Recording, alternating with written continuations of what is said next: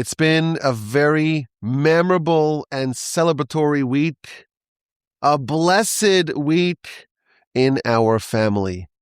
With the help of the Almighty, we were given a tremendous gift. We were blessed with a perfect and healthy baby boy on Thursday afternoon. Thank God, mom is doing phenomenal. Baby is doing phenomenal. We've been incredibly, incredibly blessed. And I'm looking back at last week, and it was such a topsy-turvy week for us because I had the flu for 3 days last week. And it hit me so hard that like on Monday, I legit couldn't get out of bed. Like I couldn't stand. Someone told me that when you get older, the flu hits harder and harder. That's why I get my flu shots, I was told. I couldn't stay. It was so bad. I had to wear my tefillin, but they were in the shul. Keep it there in the shul. So I told my son to go pick it up, and he picked it up, brought it next to my bed, and I was looking at it for like more than an hour. I couldn't just will myself to stand. That's how bad it was. And of course, in the back of my mind, like this could go really bad. My wife's been overdue for more than a week at that point. And I'm in no condition to go to the hospital. We go to the hospital together. They're like, well, who's the patient? That's how bad it was. You know what it's like, no appetite. Just fever and aches and chills and absolute abject misery.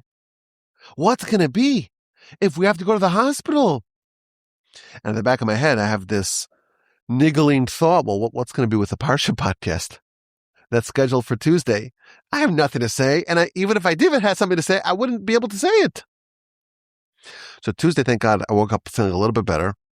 I woke up 15 times overnight, but in the morning, I was a little bit better, but still absolutely no condition to record.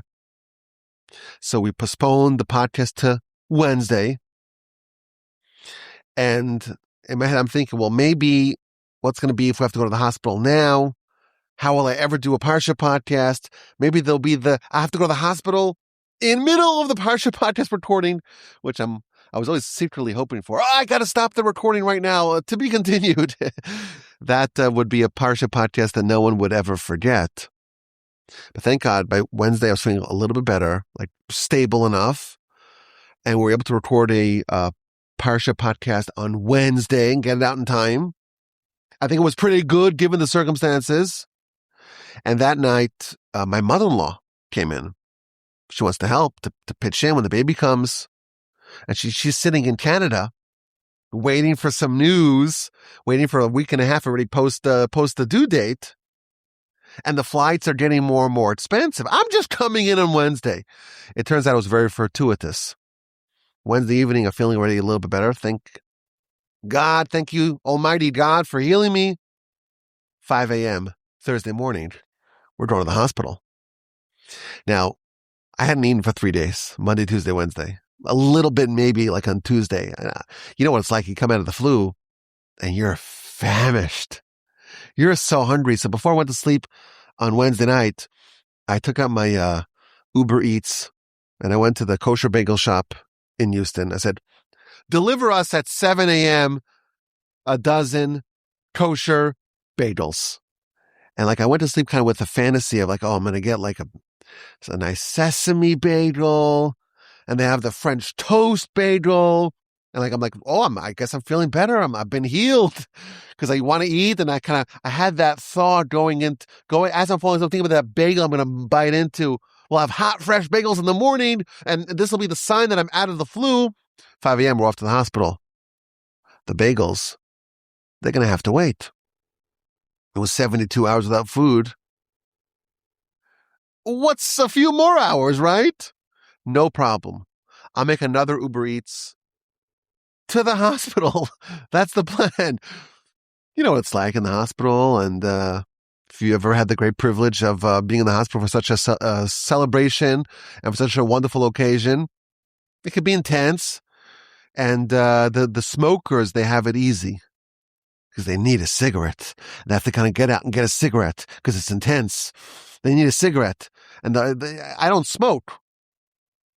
But if I'm in such a situation, I feel like I need a cigarette. I need to get it. You know what? I'll have the Uber Eats come and I'll go pick up the food and that'll be my equivalent of the cigarette. So we make another order, come to the hospital. The Uber Eats driver is so confused. He's going around in circles. I'm texting him, Kevin, this is the location, not on Greenbrier, on Old Spanish Trail. He's not exactly a native English speaker. And I'm texting him. I'm downstairs and the streets are a little confusing by the Houston Medical Center. And in the middle of the conversation, I get a notification. Oh, it's been delivered. Kevin made off with my bagels. These bagels have been fantastic. This is like you fantasize, and it just escapes you. It escapes. Maybe I'm just not meant to have any food for the entire week. Now, in the end, we made a second order, which arrived. We're doing great. We're feeling great. Everything's wonderful. And thank God, a healthy baby boy is born around 4 p.m. Baby's great. Mama is great. And back on the home front, my mother-in-law's there, taking care of the kids, picking up the kids, making lunches, making sure everyone has what they need. The older kids are exhibiting supreme competence. The little ones are in good hands. It's nice to know that. Now it's already Thursday. Got to prepare for Shabbos. Moreover, we have a tradition in our community, in our circles, that the Friday night after a baby boy is born, the entire community comes to the home to celebrate. That's known as the Shalom Zachor. Shalom means like peace or welcome, to the Zachor, to the male. So that's going to be a massive party, and it's going to be in about 24 hours. And we would love to get everyone home before Shabbos. You're going to have the entire community swing by. And I was just thinking just how wonderful it is. Like I had the flu for 3 days. Couldn't have gone to the hospital. We snuck a Parsha podcast in. The Almighty enabled me to sneak in a Parsha podcast. And the baby's born exactly when it's no more flu. Parsha podcast is done. And enough time. Please God to get home before Shabbos. We got home, it was 40 minutes before Shabbos. Plenty of time. My mother-in-law and my daughter, they made the whole Shabbos. It was very tasty. We had plenty of food. And they prepared the whole party. Starting at 9 o'clock, we're going to have streams of visitors. And they're going to want, this is a party. You know, I don't drink, but we have a few exceptions on Purim. And if I have the privilege of hosting a Shalom Zachor, we got to make a l'chaim. Everyone comes to want to wish a mazel tov wishes and make a l'chaim. So my sons, they said, we're going to go with our grandma to the liquor store. And they know how to manipulate her.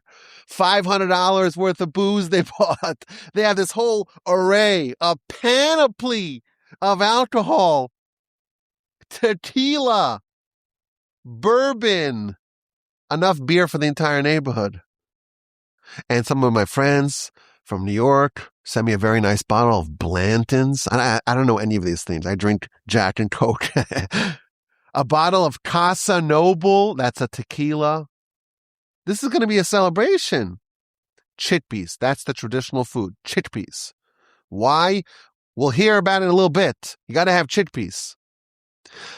Friday, neighbors start dropping off cakes and cookies and nuts and junk food. The first guest sauntered in at around 9:20, and the last cohort departed.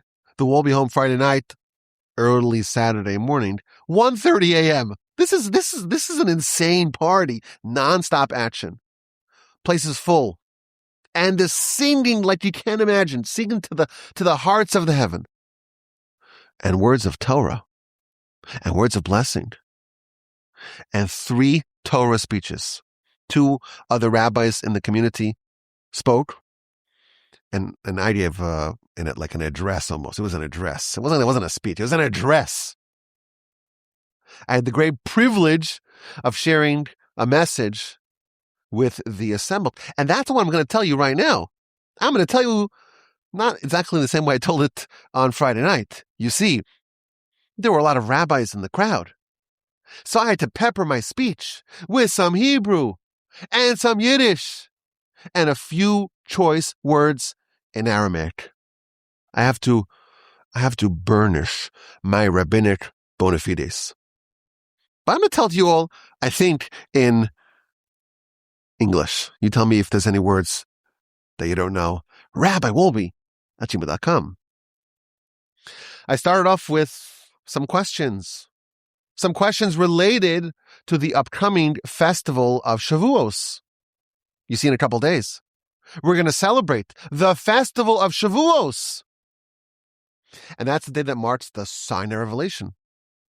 The day where the Almighty tore open the heavens and appeared on the mountain, and the nation experienced theophany at Sinai.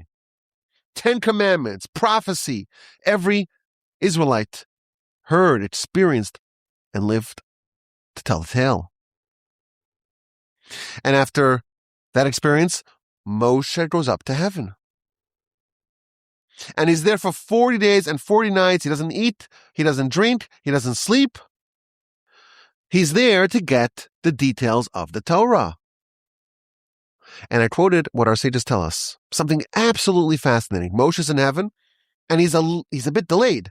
The nation's expecting him to come down on the 40th day. Turns out he has to come down on the 41st day because he needs to be there for 40 full days, not partial days. They get antsy. They make the golden calf. Moshe's still in heaven getting the Torah and getting the luchos, the tablets that symbolize this eternal covenant. Says the Talmud, when exactly did the nation make the golden calf? What was happening in heaven with Moshe when the nation made the golden calf? Says the Talmud that at the end of the 40 days of instruction, God handed over the tablets to Moshe. And the tablets, they are 6 hands breadths long. And 2 hand breadths were in the hands of God, as it were. And 2 were in the hands of Moshe. And 2 in the middle. This is like the transfer, the handover. And precisely at that moment, the nation made the golden calf. At the highest level of any human achievement, Moshe is not even here. He's in the heavenly realm, and he's receiving the Torah and the tablets, the luchos habris, the tablets of the covenant, at that absolute apex of human achievement, of human greatness, at the apogee of Sinai. That's when the nation hits their low point, their nadir. And then the Talmud describes that God says, whoa, look at these people. They're doing the golden calf. Sorry, I'm taking back the tablets. So God starts pulling the tablets. And Moshe, he starts pulling the tablets in his direction. This is what the Talmud says. There's a tug of war between Moshe and God. And you know who won? Moshe won. And that's why in the final verse of the Torah, when the Torah is eulogizing Moshe, Ulechol hayod hachazaka, and to the entire great, strong arm or strong hand. Moshe had a strong hand, a strong arm. Why? Because he strong-armed the tablets out of God's hand. He wrested the tablets out of God's hands, as it were. That's the very last verse of the Torah. Now, you and I read this Talmud, and we have so many questions. Like there's a tug of war, and Moshe wants it, and God wants to undo it, and Moshe wins? Well, how do we understand what's happening over here? It's a very mysterious, very esoteric and arcane, and obviously a deep secrets being conveyed over here. But the question I asked was a more basic question. Moshe manages to get the tablets out of the hands of God. He wins the tug of war. And he marches down the mountain. And he meets Joshua. And he goes to the camp. And he sees the revelry of the golden calf. And he takes those tablets, the same tablets that he wrested out of God's hands, as it were, and he shatters them. It's just a pile of rocks. Why is Moshe so insistent on getting the tablets? And then right away he smashes them. He obviously agrees with God that the nation is not worthy of these tablets. So he's agreeing with God in principle. So simply leave it where it belongs. Leave it in heaven. What's Moshe's rationale of extracting the tablets, wresting it out of God's control, winning this tug of war, only to subsequently shatter it? Those behaviors cannot be reconciled, or cannot be easily reconciled. On one hand, he's saying, we need it, it's ours, and then he shatters it. No, we don't deserve it. That was the first question. The second question, this whole episode, this whole epilogue of the sign of Revelation, it casts a dark light on the entire event. The festival of Shavuos, it begins this process that we ended up with the tablets. But there was tragedy. There was misfortune.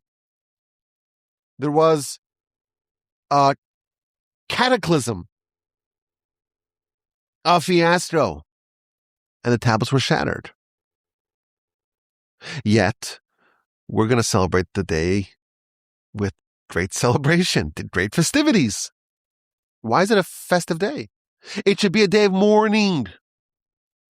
Because ultimately, we made a terrible mistake. We made the golden calf. We lost those tablets. We had the opportunity to have these tablets etched by the finger of God in our midst. And all we were left with was a pile of shards. As they just tell us, even the letters that were etched into the tablets, they sputtered up to heaven. There was nothing left. So why, I asked the assembled, why are we going to celebrate in a few days this festival of the giving of the Torah when we lost it? We lost it. That was the first question. I said, hold that question. Let's get to the topic at hand. We have this incredible custom. The Friday night after a baby boy is born. The Friday night, the entire community gets together at the home of the new baby. And there's lots of food and some drinks, some soft drinks and other types of drinks, and snacks and cakes and cookies. You cannot imagine how much candy there was there. I can't describe you. You'll get a cavity listening to my description of how much candy there was. It's this incredible celebration. And they were there till 1:30. 1:30. I wonder I fell asleep on my couch. And then he woke up and said, I should really go home. I said, no, what? Come on. Go to sleep on the couch. It's comfortable for a reason. It's an incredible celebration. Why do we have this celebration? Why do we have this ubiquitous celebration of this new baby? So all the commentators, all the sources agree that there's something about what happened to this baby that needs to be marked. And all the sources agree that the origin of this custom is the iconic teaching in the Talmud about what happens to a child, what happens to a baby, what happens to a fetus when they're born. The Talmud says that when the child's in utero, he is given tremendous insight. He is taught the entire Torah. But once the baby's born, an angel comes, smacks them on the mouth, and they forget the entire Torah. And this is why we get together and we have the chickpeas. And I told them, when I spoke, I was like, that's garbanzo beans. But in Yiddish, it's called arbus. So I said it's called arbus in Yiddish, but some of you don't know Yiddish, so it's chickpeas. If you know what that is, it's garbanzo beans. And they're circular, they're round. And round foods always symbolize mourning. Mourning with O-U. Mourning and bereavement. When Jacob, when they're mourning for Abraham, he makes lentils. Why? Because they're round. And that's a message for those mourning. Just like a lentil has no mouth, the mourner has no mouth. Just like there's a circle, things go up, things go down. There's a certain cycle of time. That too is a message for the mourner. The child, just a few days ago, was the greatest sage in the entire world. There's nothing he didn't know. He knew the entire Torah. The entire Torah, which means all of Mishnah, all of Scripture, all of Talmud, everything. He would have been, if he was just around, he would be the greatest sage in the land. And now, the poor chap doesn't even know the alphabet. Nothing. Totally ignorant. Completely factory reset. Nothing. That's very sad. And that's something you have to kind of lament and mourn. So we get together and we have a consolation party for the newborn baby. And we eat the chickpeas. And that's the round food to indicate the cyclical nature of life. The baby is experiencing a low point, but brighter times are ahead. That's the idea of this Shalom Zachor. And if you think about it, it's a very beautiful idea. But why is it done on Shabbos? If you told me, well, we have the celebration day at the day the baby's born, the night after the baby's born, it made sense. Baby's born on Sunday. They forget the whole Torah on Sunday. Okay, that night we'll have this consolation party with the chickpeas. Tuesday night, Shalom Zachor. Thursday night, Shalom Zachor, and so on. Why do we wait till Shabbos? Shouldn't we immediately mark the loss of the Torah?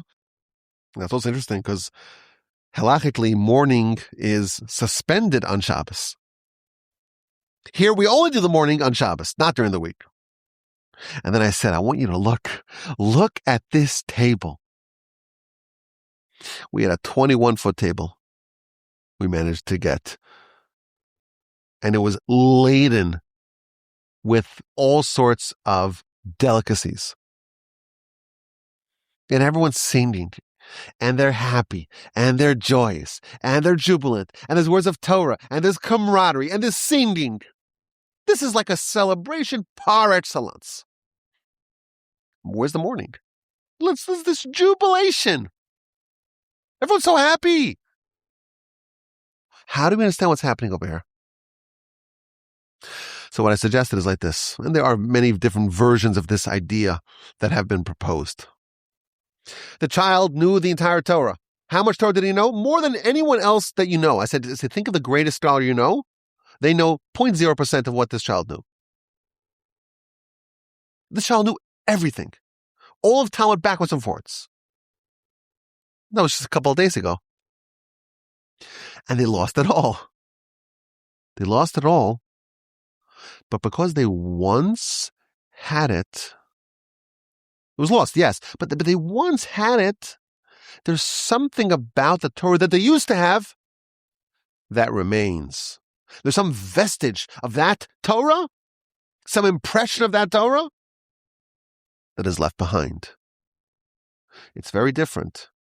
Trying to study Torah from 0 to 1, from knowing nothing, you don't know the alphabet, and going from 0 to 1, there's a very big difference if you already had it versus if you never had it.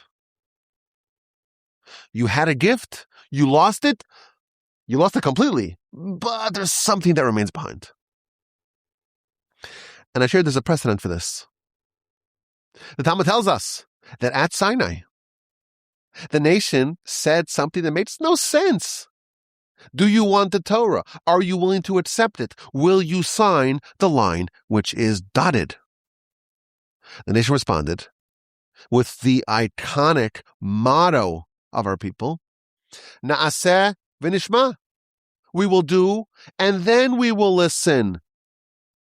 It's the opposite. Normally you want to listen, let me hear, and then I'll commit to doing it. No, they committed blind. Na'aseh v'nishma. When they said that, the Almighty said, wow, this is like a nation of angels. How do they know? How do they know this great secret of Na'aseh v'nishma? And when they said it, the Almighty dispatched 600,000 angels. Each angel was carrying 2 crowns, one for Na'aseh, one for Nishma, one for we will do, and one for we will listen. And they approached all 600,000 Israelites, and they tied these 2 crowns on their heads. One for Na'aseh, and one for Nishma. Continues the Talmud. This is in the very famous teaching of the Talmud, Book of Shabbos, page 88b. Then the nation sinned. They did the golden calf. And then more angels were dispatched. Not angels bearing crowns, but angels taking crowns away. 1.2 million punishing angels descended upon the nation, and each one took away 1 crown. That's what the Talmud tells us. The nation had the crowns, and they lost them. And then we get some postscript. V'kulon zacha Moshe. Moshe acquired all of those crowns. Wow. So Moshe, initially, he had, like everyone else, a crown for Na'aseh, a crown for Nishma. He had 2 crowns. All of the nation's members were bedecked with 2 crowns. Moshe had 2 crowns like everyone else. But then, nation does the sin of the golden calf, and they lose their crowns. But what happens to those crowns? Moshe acquires it. So Moshe ends up with 1.2 million crowns, says the Talmud. Concludes the teaching in the Talmud. In the future, the Almighty will return these crowns to us. And it cites a verse in Isaiah chapter 35, V'simchas olam al rosham, the joy of the world is upon their head. This is a reference to those crowns that we lost. We're going to get them back in the future. And indeed, when the Talmud describes the future world, olam haba, the world to come, it says, in the world to come, there's no eating, there's no drinking, there's no procreation, there's no business or commerce, there's no envy, there is no hatred, there is no competition. So all the attributes that are found in our world are not found. There's no eating, there's no drinking, there's no procreation, there's no business or commerce, there's no envy, there's no hatred, there's no competition. So what is there? Ella, what is there? Tzadikim, the righteous, they are sitting. Ve'atroseim, and their crowns, birosheim, are in their heads. And they're basking in the delight, in the joy of the divine presence. Indeed, the Talmud tells us, we had crowns at Sinai, we achieved this incredible high level, this pinnacle of human achievement. We lost it, but in the future we're going to get it back. Those crowns that were lost will be restored in the world to come. Now the commentaries observe, I was very precise in the words that I used. In the world to come, the nation will be sitting, or the righteous will be sitting, ve'atroseim birosheim, translate, and their crowns are in their heads. In their heads. If I said your crown is in your head, you would say, well, I probably need to go get my head examined. Because the crown goes on your head, upon your head. The commentaries tell us, Ruchaim Volozhiner, the crowns will be in their heads. If something is on your head, it could be taken away. It could be pilfered, snatched, swiped, dislodged, taken away by an angel. But if it's in your head, it's part of you. You can't lose it. It's permanent. If you look at the Talmud, when the Talmud describes, nation said, Na'aseh v'nishma, they got 2 crowns. Talmud's very precise in its words. 600,000 crown-bearing angels. They descended and they tied. It says they tied it. They tied crowns upon their head. If you tie something, you can untie it. The nation got the crowns, but the crowns were not in their head. They were on their head, tied on so it doesn't fall off, but those could be undone. And the nation can lose what they had received. So what do we see? When you have something, it was given to you. If it's given, it could be ungiven. It could be taken away. The nation received the crowns, but they lost them. That's a perfect parallel to what happened to the baby. He got the Torah. How much Torah did he know? More than any person alive. You had an incredible gift, but you lost it. It was taken away. But just like the crowns, we had it. And we lost them. And in the future, we're going to get them back. The Torah you had, we tell the baby. You lost it. You can reclaim it. Now here's the most interesting part. Our Siddur tell us that those crowns that we had, we lost, and we're going to get back, we temporarily receive them back on consignment, as if you will, on loan. We temporarily get them back each Shabbos. And that's why in the morning, Shabbos morning Shacharis prayer, there's a paragraph. It's a very interesting paragraph. Yismach Moshe b'matnas chelko. Moshe will be happy in his portion. Moshe started off with 2 crowns like everyone else.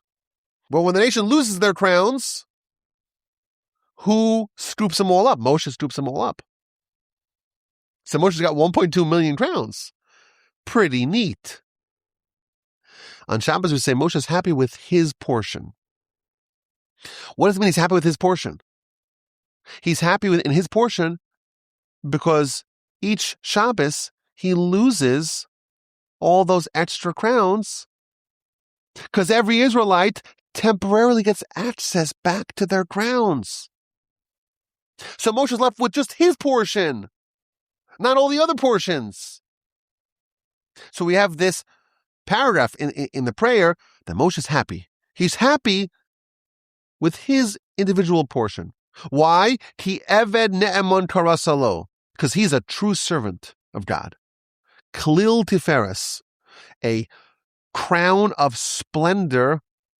Birosho nasata. In his head you have placed. Again, that distinction.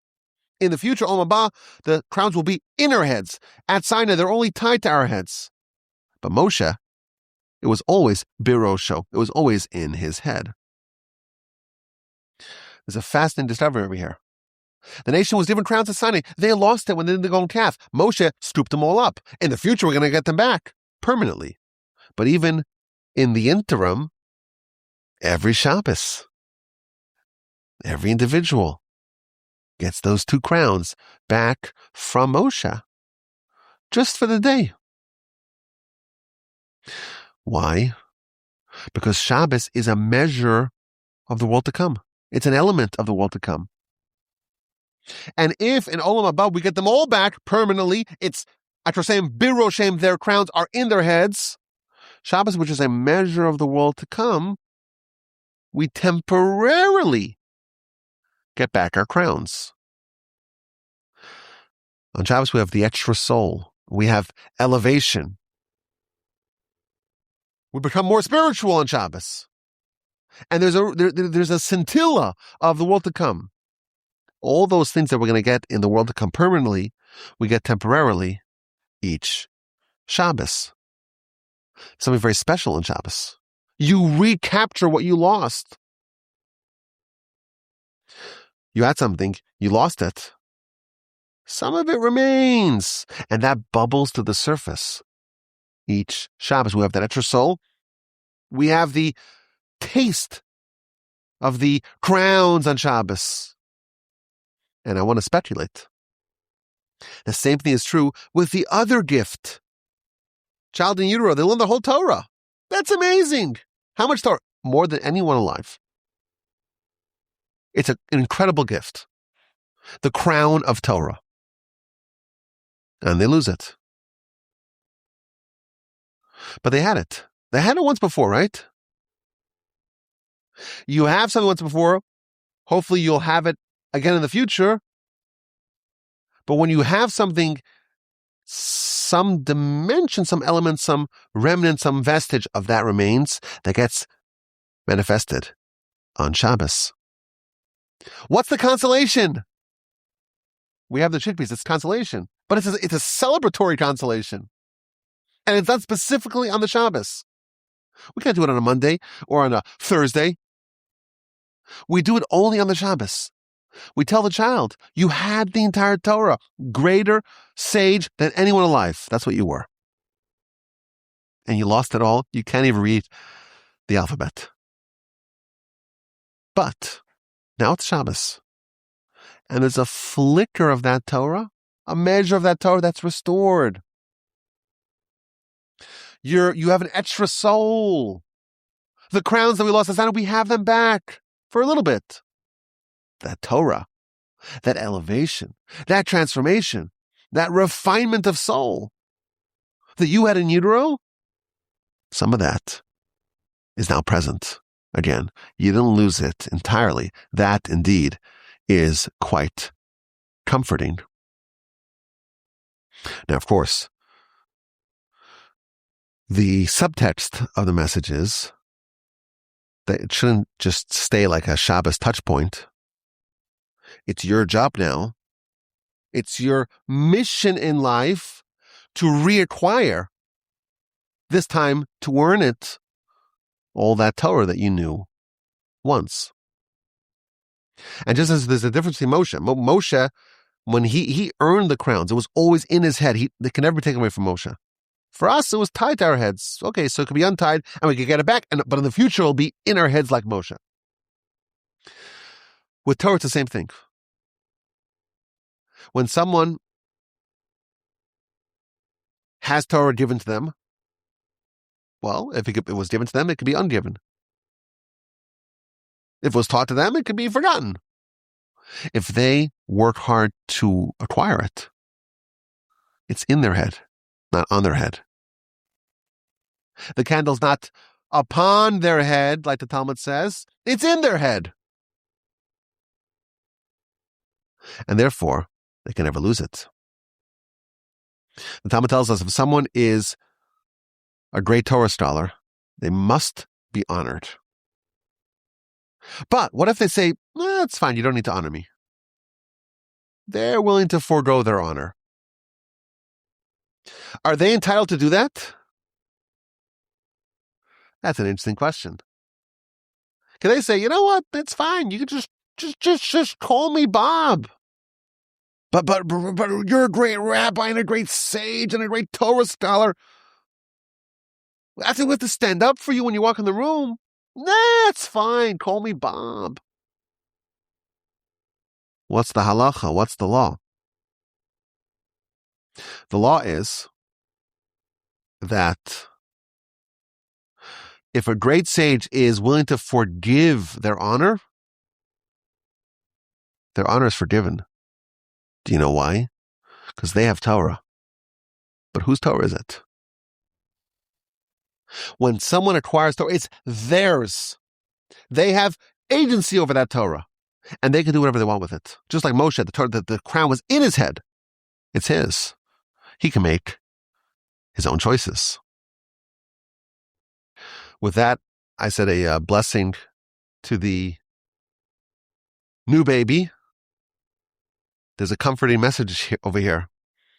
You had the Torah, all of it. You lost it. It's sad, but there's some reason to be cheerful. You have a flicker of what you lost. Some of it you got back over Shabbos. You see it's still there. And now you know your marching orders. Your marching orders are to reacquire it. And then we got back to the tablets. Moshe, he's so insistent on taking the tablets. He wrests it out of God's hands, as it were. And then he takes it and he shatters it. Clearly, he doesn't believe the nation is worthy of having these tablets. There's a very nuanced point over here. Moshe and God both agree that the nation is not deserving of these tablets. So what's the dispute? Why is there a tug of war? The argument is not, should they have it or should they not have it? The argument is, should they not have it at all? That's what God favored. And Moshe favored. No, let them have it and lose it. Because if you have it and lose it, you're forever transformed. Give it to them for a millisecond even and shatter it and then take it away. Because in that case, something remains. Some remnant, some vestiges remain behind. That's what Moshe wanted. And that's why this festival is a celebratory day. I imagine if not for Moshe, if we never even got the tablets, even temporarily, it would have been a sad day. We would have just the disappointment of losing out on that gift. We would have had nothing to show for it. But now we have something. We have a pile of shards. We have the memory of the fact that we once had the tablets. When you have something and you lose it, something remains. And that can surface, that can bubble up on occasion. And therefore, what we're telling the newborn baby tonight is the same thing that all of us are telling ourselves on the festival of Shavuos. We had something great, and we lost it. But we didn't lose it entirely. Something remained behind. And it's our mission to now go claim that as our own, to recapture what was once yours. That was the speech, and I got a lot of positive feedback about it. Before I started, I said, listen, I'm going to be talking for a while. So if you need to go, you need to bounce out of here, you need to, don't just feel very comfortable. Just sidle out. I will not be offended at all. I don't want you to be here if you have to go. I know people have engagement. Some people are like, I'm planning on leaving. Oh no, the guy started speaking. I can't leave. I said, just please, I'll maybe be very happy if you just walk out. I don't want you to be here to be a captive audience. But that was the speech. And afterwards, there was a second cohort, a third cohort, different groups of people were coming. And one of my friends came over and said, well, what do you speak? They all know I like to speak. They know. Like, well, what do you say? So I told him the whole speech, like kind of the Cliff Notes version of it. So he added something very interesting. I want to add it over here. He said that is effectively what the counting of the Omer is.